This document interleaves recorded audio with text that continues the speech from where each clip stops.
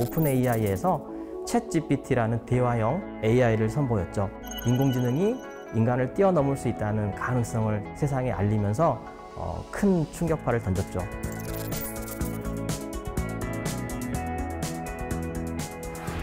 인공지능 너머의 창의지능은 말 그대로 창작을 할 수 있는 인공지능이 되겠죠. 저희가 개발한 국내 최초의 AI 작곡가가 있는데요. 문화예술과 인공지능에 어울리는 음악을 만들어줘 라고 이제 입력을 하게 되면은 음악을 만들어주게 됩니다. 과연 문화예술, 음악 작곡 이러한 데까지 굳이 인공지능이 가서 해야 되는 창의지능을 연구할 필요가 있을까?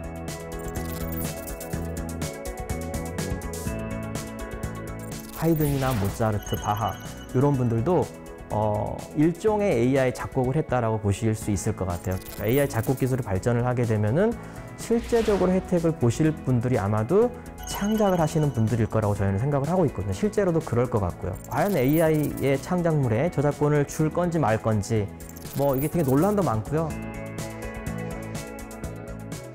미래에는 우리 인류와 AI 기술이 어떠한 관계를 성립하고 있을지를 좀 고민을 해볼 수 있을 것 같아요.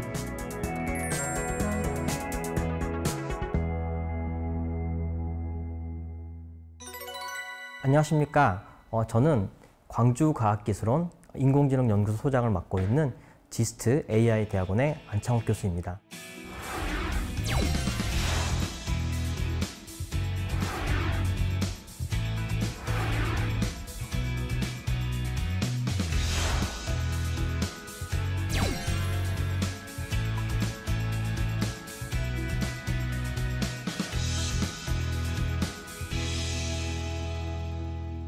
오늘 여러분들과 함께 생각해 볼 이야기는 최근에 굉장히 화두가 되고 있습니다. 인공지능입니다. 특히 생성형 인공지능의 시대가 도래를 했는데요. 제가 주목하고 싶은 사실은 생성형 인공지능 너머에 어떠한 게 존재할지 실제적으로 창의성 인공지능에 대한 이야기를 해볼 텐데요. 여러분들과 함께 어떻게 저희가 미래를 준비하고 AI와 함께 상생하게 될지에 대해서 생각해 볼 수 있는 시간을 갖도록 하겠습니다. 특히 저희가 개발한 국내 최초의 AI 작곡가가 있는데요. 이봄이라는 친구입니다. 이 친구를 중심으로 저희가 함께 고민해 볼 수 있는 시간을 갖도록 하겠습니다.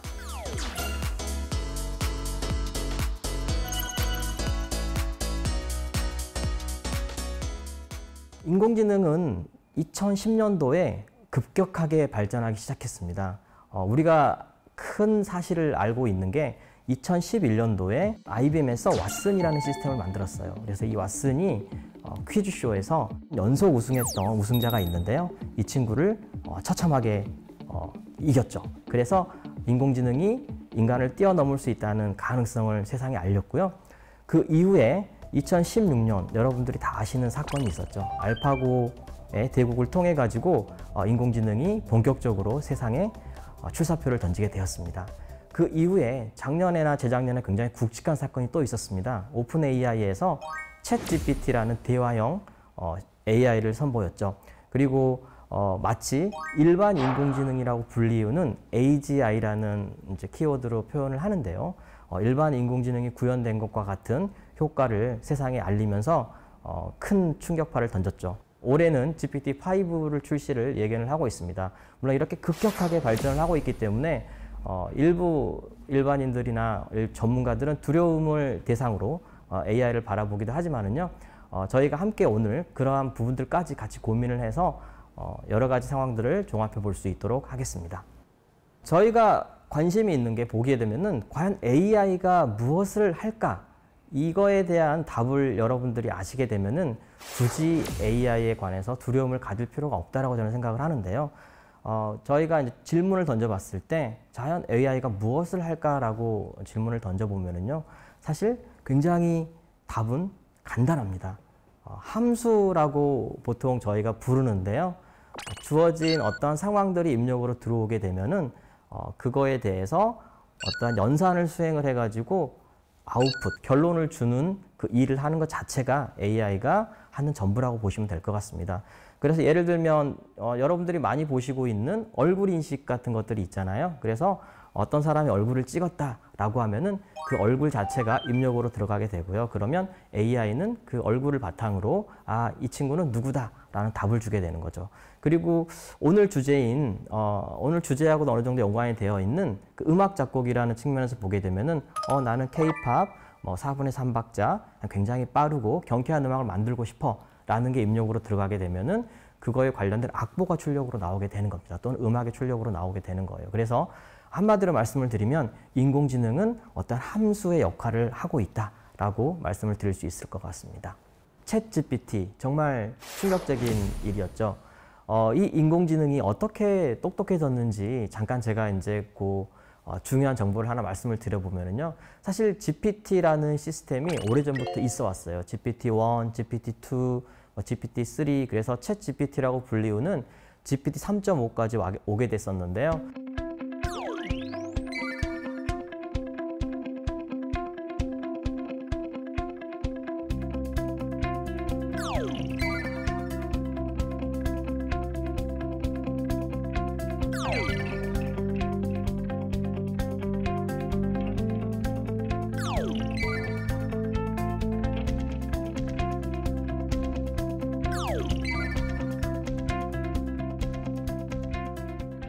사실 GPT가 이렇게 열심히 이제 거대 자원과 거대 데이터로 학습을 했음에도 불구하고 성능이 잘 나오지 않고 있었습니다. 근데 이제 그 이유가 뭘까라고 이제 오픈 AI 개발자들이 생각을 했겠죠. 그래서 그러면 우리 사람과 같이 한번 학습을 시켜보자라고 이제 아이디어를 얻게 되죠. 그래서 기존에 만들어 놓은 GPT에다가요.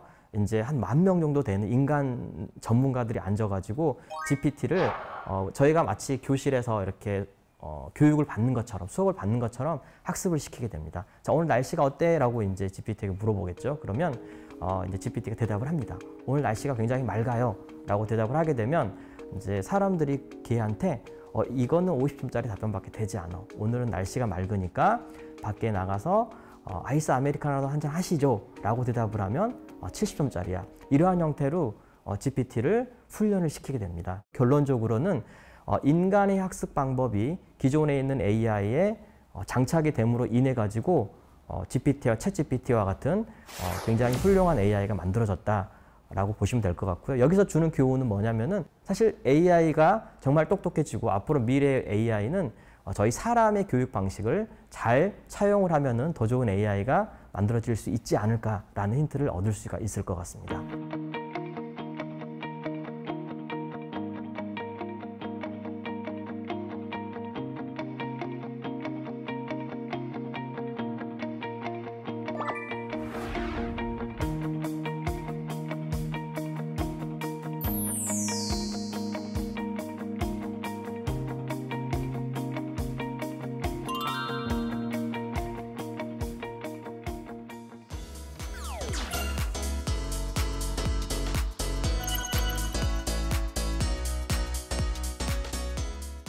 자, 그러면 AI가 앞으로 어떻게 발전해 갈까? 조금 고민이 되는 부분이기도 해요. 정말 공상과학 영화에서 나오는 것처럼 정말 모든 걸 할 수 있는 AI가 돼가지고 종국에는 저희 인류를 위협할 수 있는 상황이 될까라는 퀘스천도 발생할 수 있을 것 같긴 한데요. 언젠가는 이러한 일이 올 수는 있겠죠. 그런데 저희가 가까운 미래를 좀 고민해 보면은 이렇게 가지 않을 가능성이 클 것 같습니다. 왜냐하면 너무나 인간의 지능은 위대하고 거대하기 때문에 그거를 AI가 흉내내는 거는 결론적으로 굉장히 어렵다라고 말씀을 드릴 수 있을 것 같아요. 그래서 1980년대는 지식 기반 AI라고 부릅니다.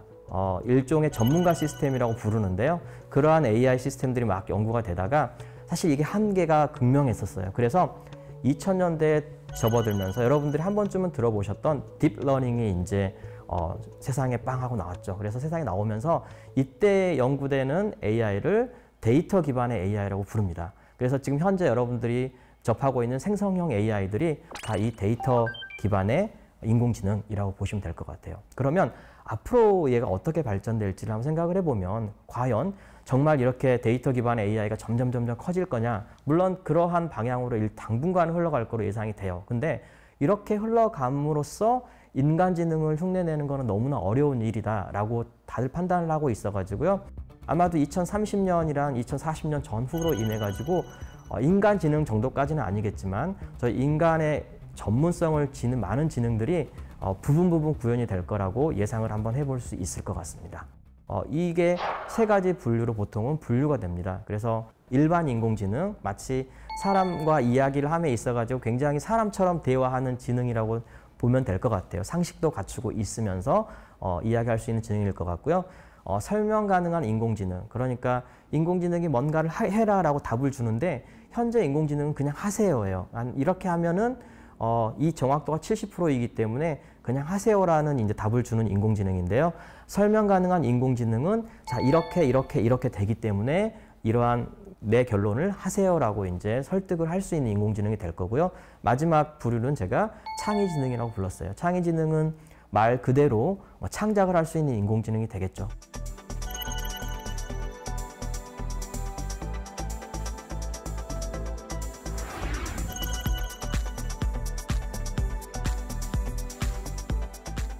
근데 여기에 제가 한 가지 예를 들어 드릴게요. 우리나라 역사에는 불후의 명장이 계십니다. 바로 이순신 장군입니다. 이순신 장군이 수많은 해전을 치르셨지만 그 중에 가장 대표적인 해전은 명량이라는 해전이 있죠.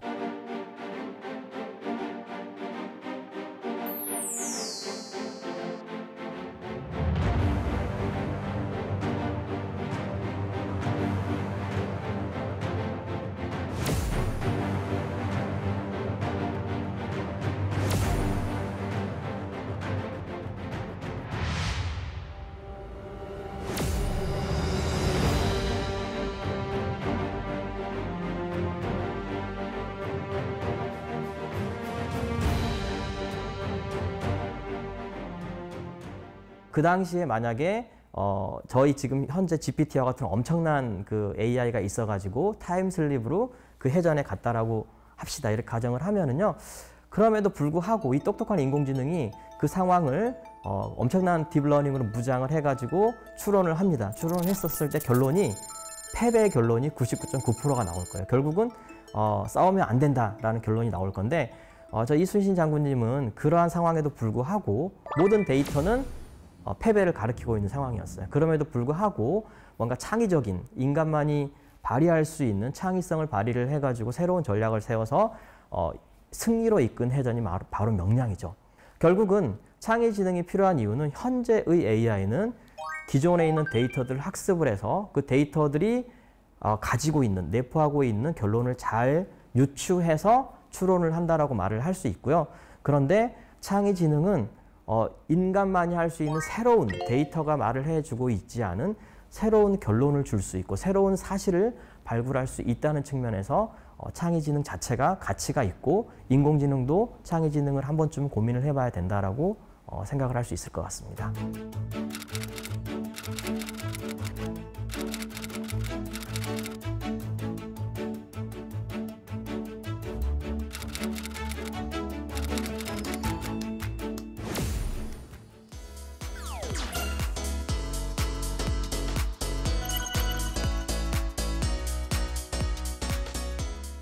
창의지능에 이제 아마도 가장 대표적으로 생각되는 게 음악일 거예요. AI 작곡. 최근에 굉장히 많은 AI 작곡 AI들이 쏟아지고 있죠.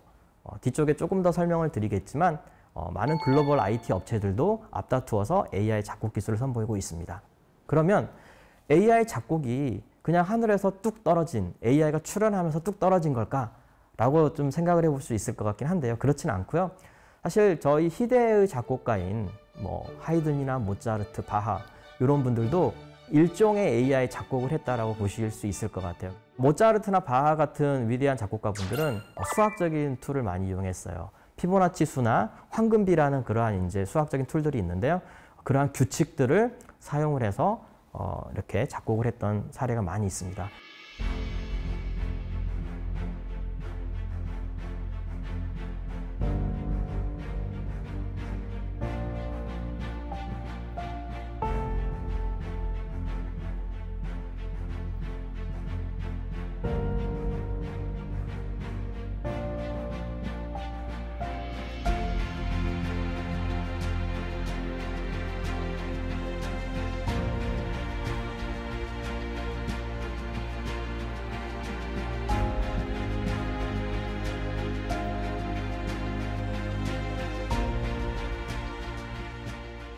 근데 1980년대 이후에 이제 머신러닝 기술이라고 합니다. 머신러닝이라는 기술은 인공지능을 이렇게 이제 구동시키기 위한 모든 기술들을 머신러닝이라고 부르는데요. 이 머신러닝 기술들이 이제 발전을 해가면서 AI 작곡도 예전에는 그런 도구, 이제 어떤 아날로그틱한 도구에서 이제 이렇게 디지털 도구로 넘어오게 되죠. 컴퓨터를 사용을 해가지고 이제 작곡을 하게 되고 본격적인 AI 작곡 시대가 도래를 하게 됩니다. 대표적으로 한두 개만 좀 설명을 드려보면은 2018년도에는 이제 룩셈부르크에서 아이바라는 시스템을 만들었어요. 모두 여러분들도 다 회원 가입해가지고 사용해 볼 수 있는 시스템이고요. 이 시스템은 이제 클래식을 위주로 딥러닝을 통해서 만들어진 시스템이에요. 그래서 일단 그 굉장히 큰 투자금을 가지고 만든 시스템이다 보니까 음향적인 장점이 있습니다. 굉장히 보통 사운드라고 하죠. 사운드가 빵빵한 장점이 있고요.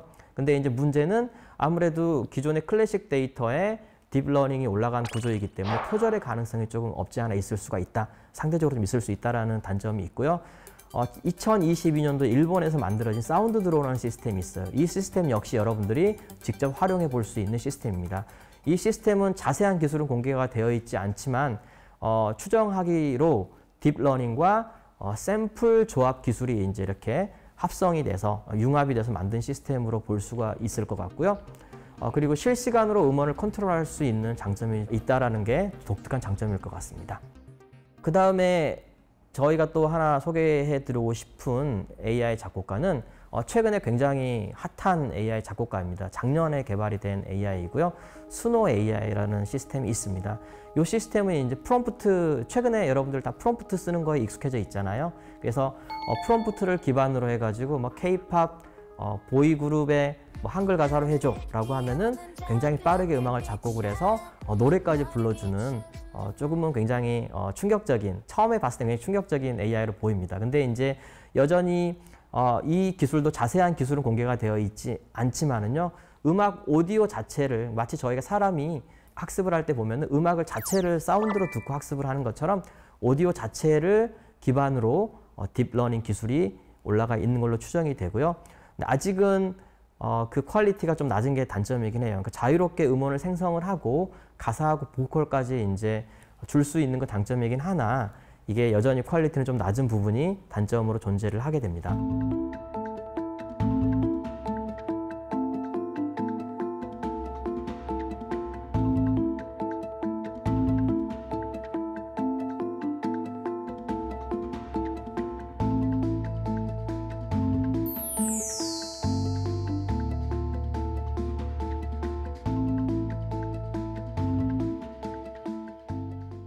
과연 인간의 고유의 영역으로 여겨졌던 예술, 뭐 문화예술, 음악 작곡 뭐 이러한 데까지 굳이 인공지능이 가서 해야 되는 창의지능을 연구할 필요가 있을까라고 아마 이제 생각하시는 분들도 있을 것 같습니다. 일단 창작자의 가장 큰 고통은 창의성입니다. 그러니까 예를 들어서 내가 젊어가지고 정말 작품 활동을 왕성하게 할 수 있어가지고 또는 내 능력이 너무 출중해가지고 누군가의 도움이 필요치 않다면 본인이 이제 작곡을 해서 좋은 곡을 많이 만들 수 있겠죠. 근데 시간이 흐르면은 어떻게 보면 좀 이제 이게 고갈이 일어납니다. 인간은 창의성의 고갈이 일어나기 때문에 새로운 창작 활동이 굉장히 어려워져요. 그래서 인공지능 작곡은 일단 그러한 창작 활동을 도와주는 측면에서 굉장히 큰 장점이 있어요. 그러니까 수많은 보통 이제 모티브라고 부르는데요.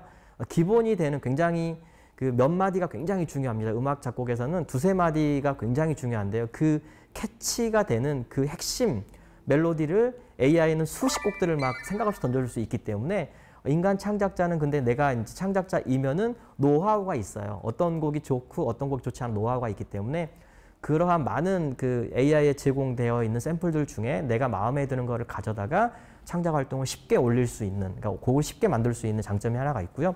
두 번째 장점은 AI는 뭐 뭐니 해도 속도입니다. 그러니까 아주 하이 퀄리티를 현재 만들기는 어렵습니다. 그래서 중간 정도의 퀄리티를 굉장히 빠른 속도로 만들어내기 때문에 예를 들어서 일부 여기까지 인간 작곡가가 가서 해야 될 필요가 있을까? 예를 들어서 한번 그냥 흘러서 듣고 넘어가는 부분의 그러한 분야의 곡들이 있거든요. 예를 들어서 뭐 반려견을 위한 곡이라든지 아니면 길거리에 이렇게 나오는 BGM이라든지 이런 거는 어떻게 보면 그 감상용 음악이 아니기 때문에 그냥 내가 쭉 이렇게 항상 백그라운드 음악으로 흘러가는 음악이잖아요. 그러한 경우는 사실은 인간 작곡가분들이 가서 작곡을 하기가 쉽지는 않습니다. 왜냐하면은 단가도 되게 낮고, 근데 창작 활동은 비슷한 노력이 들지만 굉장히 단가가 낮기 때문에 힘든 작업인데, 이러한 부분들은 사실 AI가 들어가게 되면은 창작자들은 그 AI를 활용해가지고 굉장히 빠르게 많은 곡들을 제공을 할 수가 있죠. 예, 이런 게 장점일 것 같습니다.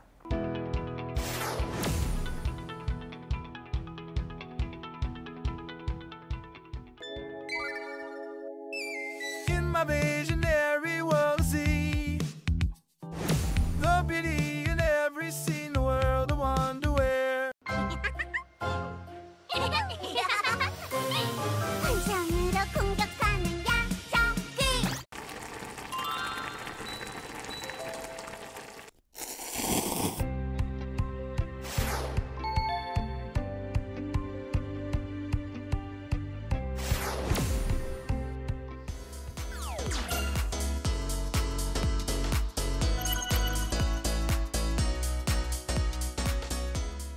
특히 저희가 개발한 국내 최초의 AI 작곡가가 있는데요. 이봄이라는 친구입니다. 이 친구를 중심으로 저희가 함께 고민해 볼 수 있는 시간을 갖도록 하겠습니다. 과연 이봄은 어떻게 만들어져 있을까? 보통 그 AI 작곡가가 최근에 만들어지는 AI 작곡가들은 생성형 AI를 사용을 합니다. 그래서 굉장히 많은 음악 데이터와 굉장히 큰 컴퓨터 머신에다가 이거를 학습을 시켜가지고 그냥 결론적으로 나오는 이제 그 결과물이 음악인데요. 저희 이봄은 그러한 생성형 AI와는 조금 달라요. 오늘의 주제가 생성형 AI 너머, 결국은 인공지능 너머에 어떠한 것들이 있을지, 앞으로 우리가 어떠한 AI를 연구를 해야 될지를 고민해 볼 수 있는 시간을 갖는 게 좀 필요하다고 말씀을 드렸잖아요. 그러한 측면에서 저희 이봄을 조금 더 설명을 해보면은 생성형 AI와 다르기 때문에 구조가 조금은 다르다라고 말씀을 드릴 수 있을 것 같아요. 첫 번째, 음악은 굉장히 수학적이다라는 사실을 말씀을 드렸었어요. 그렇기 때문에 이봄은 굉장히 많은 수학적인 이론들이 장착이 되어 있습니다. 그 다음에 AI 작곡가이기 때문에 많은 최신의 AI 기술들이 들어가 있어요. 딥러닝부터 시작을 해서 그 이외에 이제 많은 것들이 있거든요. 탐색이라는 기법들도 있고 하거든요. 그래서 그러한 기법들도 들어가 있고요. 그 다음에 작곡가이기 때문에 가장 중요한 음악 이론을 이 친구는 좀 알게 됩니다. 그래서 그걸 보통 도메인 지식이라고 불러요. 그 분야의 지식인데요. 전문 지식입니다. 그래서 음악 이론이 상당 부분 이봄이 이제 학습을 하게 되고요. 그 다음에는 굉장히 중요한 부분인데요. 창의성인 인공지능이기 때문에 어떻게 하면 저희 이봄에게 창의성을 부여할 수 있는지, 그거는 아직도 여전히 많은 인공지능, 창의지능들이 질문으로 남아있는 영역이긴 해요. 근데 어찌됐든 표절로부터 자유로워야 되고요. 그 다음에 조금 더 독창적인 곡을 생성하기 위해서는 창의성에 대한 고민을 하게 됩니다. 그래서 그 창의성 컴포넌트, 창의성 요소들이 어느 정도 들어가 있고요. 과연 그러면 제가 말씀드렸던 이러한 컴포넌트들, 요소들을 어떻게 구현할 수 있을지 이제 고민이 됐는데요. 호랑이를 잡으려면 호랑이 굴에 들어가라는 말이 있듯이 저희가 AI 작곡가를 설계를 하려면 사실 사람 작곡가를 좀 많이 모방을 하면 되지 않을까, 관찰을 하면 되지 않을까라고 생각을 해서 실제 사람 작곡가가 작곡을 할 때 뇌에서, 결국은 뇌가 작곡을 하는 거잖아요. 그래서 뇌에서 어떤 반응이 일어나는지를 저희가 좀 관찰을 해보고 싶었어요. 그래서 관찰을 해보니까 많은 문헌들이 있습니다. 문헌을 조사를 해서 관찰을 해보니까 작곡가분들은 실제 작곡을 하고 있지만, 작곡은 굉장히 논리적인 작업이에요. 그래서 보통 논리적인 작업을 할 때는 여기 앞에 전두엽이라는 부분이 있거든요. 전두엽 부분이 굉장히 활성화가 돼요. 그리고 음악을 들을 때는 이 청각이라든지 어떤 그 음악을 느끼는 부분들, 필링을 느끼는 부분들이 이제 활성화가 보통 되죠. 음악을 들을 때는. 근데 이 작곡가분들은 되게 특이하게 작곡 중인데 이렇게 논리적인 부분을 담당하는 전두엽이 이렇게 반짝반짝 하기도 하고요. 동시에 가상으로 이제 플레이가 가작 되는 거예요. 이렇게 뇌에서 청각을 담당하는 부분도 반짝반짝하고, 그 다음에 감상하는 부분들 반짝반짝하는 거예요. 그래서 저희가 거기서부터 영감을 얻은 게 뭐냐면, 그러면 AI 작곡가도 실제 작곡을 담당하는 부분과 음악을 듣는 부분과 음악을 평가하는 부분들이 존재할 거다라고 생각을 해서 한번 설계를 해보면 되겠다라고 생각을 했고요. 그래서 음악적 가치를 평가하는 모듈이 있을 거고, 그 다음에 음악적 요소를 조합하는 모듈이 있을 거고, 실 작곡하는 모듈이겠죠. 그 와중에 이제 음악을 느끼면서 뭔가 이상한 부분들은 이제 수정하고 고치고 하잖아요. 그래서 결국은 창의성을 부여하는 부분들이 있을 거고 요 세 개의 모듈들이 굉장히 이렇게 주고받고 하면서 작곡을 하게끔 만들면 AI 작곡가가 좀 똑똑해지지 있지 않을까, 인간 작곡가처럼 작곡할 수 있지 않을까라고 저희가 생각을 해서 디자인을 하고 각각 구성 요소들을 개발을 합니다. 근데 한 가지 문제가 있어요. 뭐냐면 보통 저희가 작곡가 선생님들에게 의뢰를 하면 어떠한 곡을 써주세요라고 하면은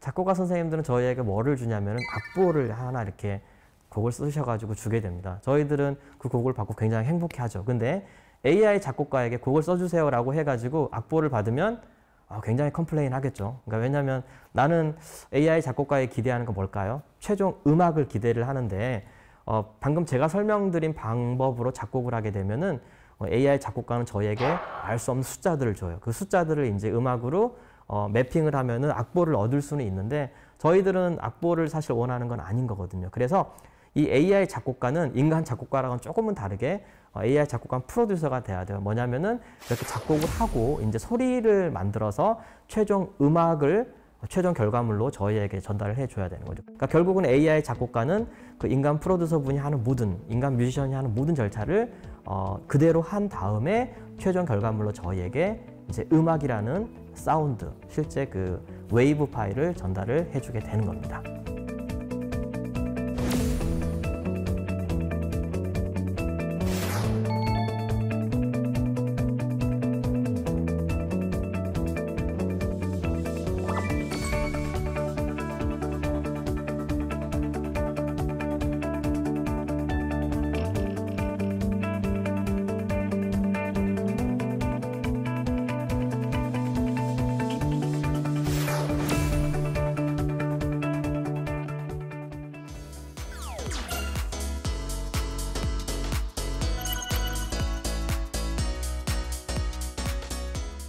저희가 2016년도, 17년도 뭐 그 사이인데요.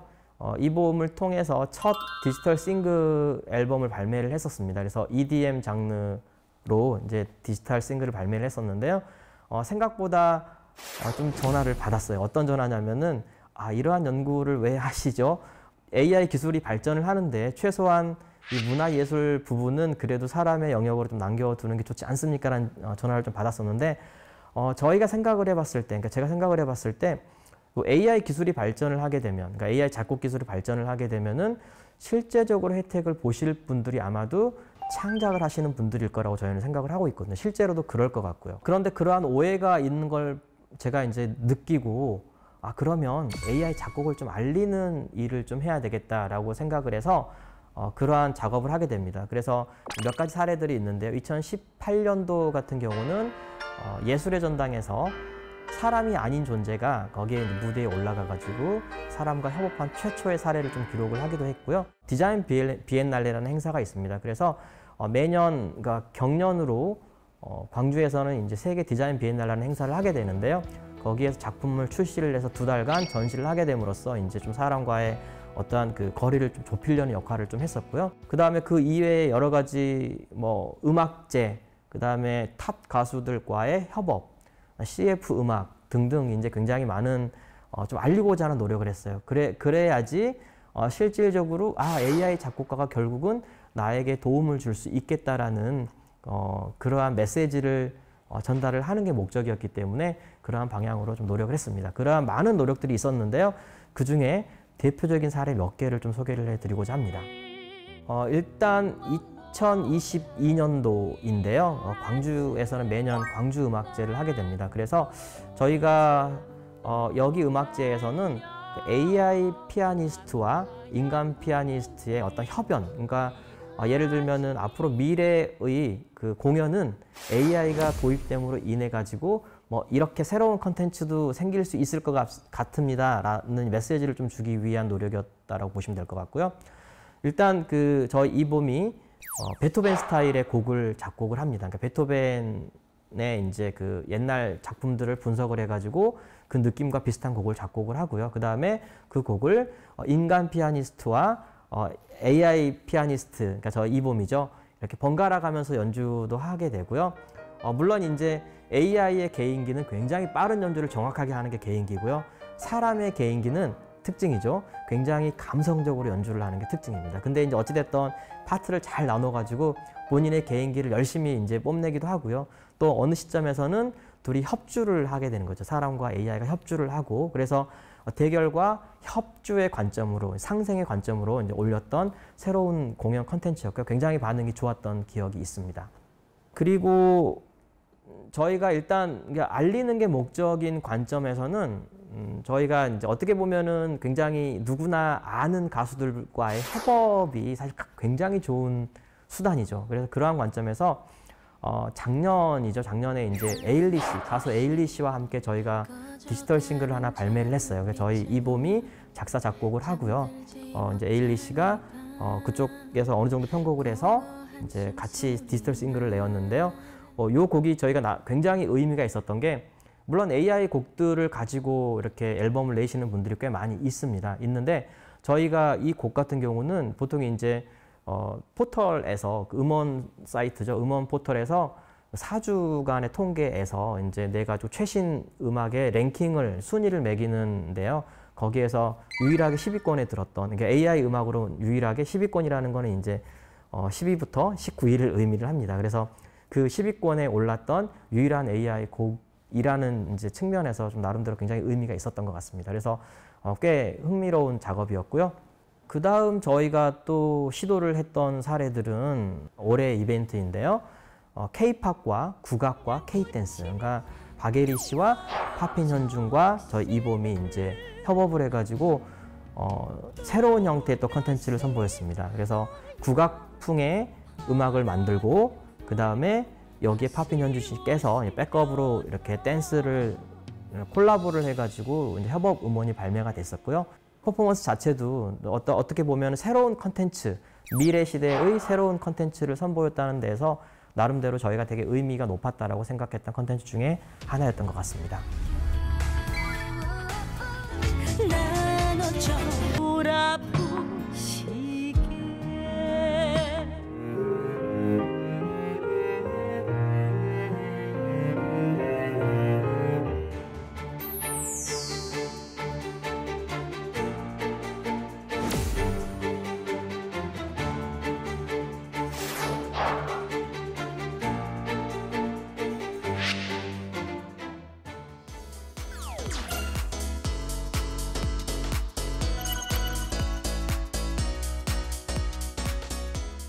이 시점에서 하나 이제 저희가 또 이슈를 던져보고 싶은 게 저작권 이슈입니다.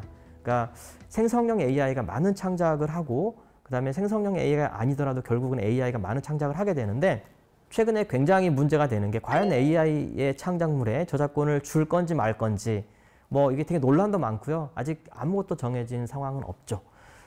저희 이봄 같은 경우는 예전에는 저희가 이렇게 저작권 협회에 일부 몇 곡들이 등록이 돼가지고 저작권을 받아오다가, 일단은 법제가 없습니다. 전혀 AI에 대해서 저작권을 등록을 하고 뭐 저작료를 준다라는 법제가 없기 때문에 일단 홀딩이 되어 있는 상태인데요. 관련해가지고 저작권이 지금 어떻게 진행되고 있는지 잠깐만 좀 짚어보면은요. 2022년도일 겁니다. 2022년도에 미국의 경우에요. AI 저작권을 인정을 해달라라는 어떤 청원이 하나가 올라왔었는데요.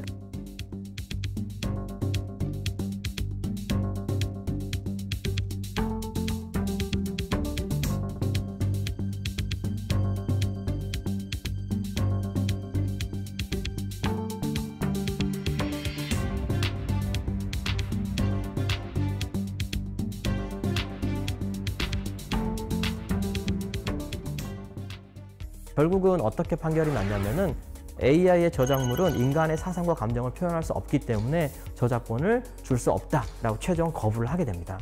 근데 그럼에도 불구하고 꾸준하게 생성형 AI가 많은 저작물들을 쏟아내고 있어가지고 나름 골치가 아픈 상황에서 미 저작권청에서 2023년도에 하나의 가이드라인을 발표를 하게 됩니다. 어떠한 가이드라인이냐면요.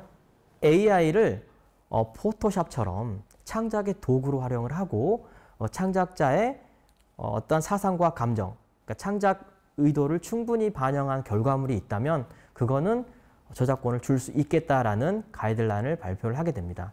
그러니까 조금 애매모호한 가이드라인이긴 하지만 어찌됐든 AI가 인간의 창작을 도와서 나오는 결과물은 저작권을 또는 창작권을 인정받을 수 있는 어떤 가이드라인을 만들어 놓은 거죠. 근데 재밌는 게 기업들이나 어떠한 그 협회들의 움직임은 조금은 달라요. 이거는 미 저작권청의 가이드라인일 뿐이고요. IBM, 또 구글 뭐 이러한 데는 어떻게 움직이냐면은 AI 그 창작물 자체의 저작권을 부여할 수 있게끔 본인들이 나름대로의 어떤 포지셔닝을 해가고 있어요. 그러니까 AI 저작물에 대해서 창작권을 부여를 해주세요라는 움직임으로 지금 가고 있고요. 그런데 저작권 협회들, 뭐 예를 들어 우리나라 같은 경우는 뭐 한국음악 저작권 협회가 되겠죠. 이런 데 같은 경우는 뭐 문체부도 마찬가지지만요.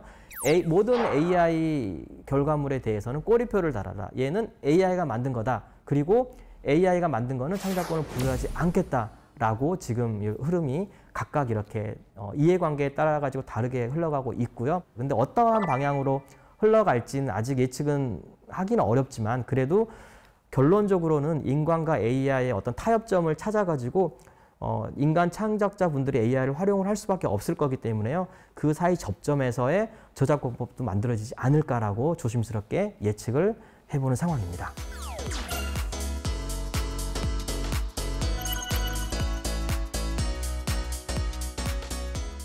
자, 마지막으로 한번 좀 같이 고민해 볼 상황인 것 같아요. 뭐냐면 앞으로에 대한 고민. 그러니까 예를 들어서 미래에는 우리 인류와 AI 기술이 어떠한 관계를 성립하고 있을지를 좀 고민을 해볼 수 있을 것 같아요. 가장 이 부분에서 가장 그 중요한 질문이 AI 기술이 과연 미래에 저희 인류를 위협할 건가?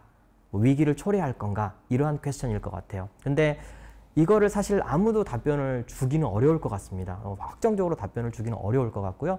저희가 그냥 추정을 할 수는 있을 것 같아요. 과거로부터 한번 예측을 해볼 수 있을 것 같은데요. 19세기 초에는 저희 전체 문화예술을 대표하던 어떤 지류가 있었어요. 시류가 뭐였냐면 사실주의 화풍이 굉장히 그 19세기 초에는 성행했었죠.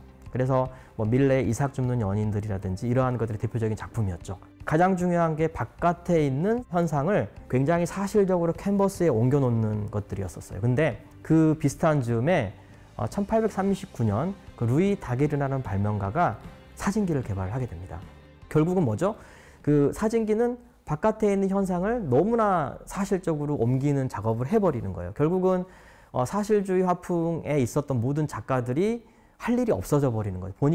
본인들보다 훨씬 잘하는 존재가 나타났죠. 지금 마치 AI가 인간보다 바둑도 잘 두고요. 인간보다 게임도 잘하고 인간보다 어떠한 그 모든 그 반복 작업들, 뭐 연산이라든지 이런 걸 잘하는 이러한 시대랑 비슷한 것 같아요. 그래서 소위 말하는 이제 예술가분들이 집단 멘붕이 왔습니다. 멘탈이 이제 굉장히 흔들렸었는데 이러한 와중에 시간이 어느 정도 조금 흘러가지고 19세기 중반에 인상주의라는 화풍이 탄생을 합니다. 결국은 기계가 못하는 거를 우리는 인간만이 할 수 있는 걸 하겠어라고 해서 나온 화풍이 되겠죠. 근데 아이러니하게도 기계에 밀려 결국 사진기에 밀려서 나온 화풍이 인상주의 화풍인데요. 최근 19세기 이후에 대표하는 화풍이 돼버린 거죠. 결국은 기계에 밀려서 만들어진 화풍임에도 불구하고 저희 인류를 대표하는 화풍이 되었다라는 것은 굉장히 재밌는 사실인 것 같습니다. 더 재밌는 사실은 이 인상주의 화풍을 최대로 그러니까 맥시멈 퍼폼 최고의 그 성능을 낼 수 있게끔 만들었던 게 바로 또 기술이었습니다. 뭐냐면은 19세기 초반 또는 18세기 후반에 1차 산업혁명이 있었는데요. 이제 1차 산업혁명의 대표적인 결과가 증기기관차잖아요. 결국은 옛날에는 사실주의 화풍일 때는 신변잡기적인 것들만 이렇게 바깥에 나가서 그리던 상황에서 증기기관이 발명됨으로 인해 가지고 증기기관을 타고 당일치기로 굉장히 원거리 작품 활동이 가능했다는 결국은 작품의 소재가 많아졌고 그 작품의 소재가 많아져서 인상주의 화풍이 더 이렇게 훌륭한 인상주의 화풍을 만들 수가 있었고요. 또 동시에 산업혁명의 부산물인 튜브가 발명됨으로 인해 가지고 원거리 작품 활동을 더 도와준 거죠. 이렇게 물감을 안전하게 날라가지고 작품 활동할 수 있게 된 거죠.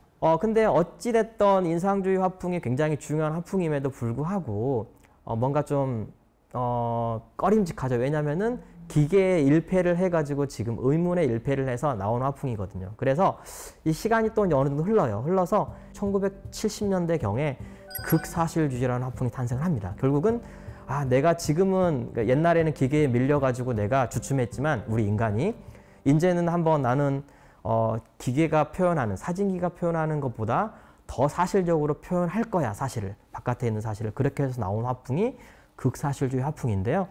이 극사실주의 화풍이 나올 수 있었던 배경이 또 다름 아닌 기술입니다. 펜의 기술이 너무 정교하게 발전을 함으로 인해 가지고 이 펜의 기술을 기반으로 이 극사실주의 화풍이 나오게 된 거죠. 결국은 내가 여러분들을 쳐다보는데 어떤 사람이 여러분들을 쳐다보는데 그 사진기는 그 눈동자에 있는 여러분을 표현하지 못하지만 이 극사실주의 화풍은 눈동자에 있는 나까지 표현하겠어 라고 하는 거고요. 그걸 표현할 수 있게 된 계기가 바로 펜의 기술의 발달이죠. 그러니까 이제 생각을 해보면 앞으로 세상이 어떻게 흘러갈지 명확하게 말씀드릴 수는 어렵지만 기술과 문명은 사실 엎치락 뒤치락 하면서 싸우는 것처럼 보이지만 밀리기도 하고 뭐 이기기도 하고 하면서 결국에는 서로 상생하고 발전하는 관계를 계속 형성해 나갈 거라고 보고 있습니다. 그래서 AI도 그러한 측면으로 바라보면 좋지 않을까. 그러니까 AI의 너머에 저희 새로운 기술에 있어서는 사람의 전문 지식, 우리의 인간의 노하우, 인간의 어떤 인성적인 또는 인문학적인 요소가 인공지능을 발전시키는 데 굉장히 중요한 역할을 할 거고요.